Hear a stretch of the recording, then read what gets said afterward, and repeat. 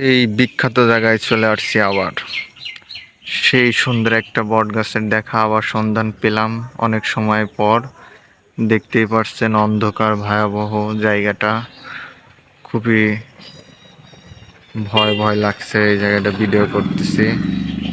অনেক অন্ধকার নামে আসছে, তারপরে করতেছি ভাই আপনাদের দেখানোর জন্য। একটা বাড়ি আছে, ভূতের বাড়ি এটা। আসলে কি বলবো ভাই, দেখার মতনই, কিন্তু গাছটা খুবই অন্ধকার এবং ছায়াযুক্ত রাস্তার ধারে। ঠিক আছে ভাই, এই দেখেন ভিডিও করতেছি, আপনাদের দেখাই। এর পাশে মাঠ, এই পাশে সবুজ ঘাস, ঘাস ক্ষেত দেখতেই পাচ্ছেন। রাস্তার ধার অনেক সুন্দর, এবং এই গাছগাছালিগুলোর দৃশ্যগুলো আপনাদের দেখাচ্ছি।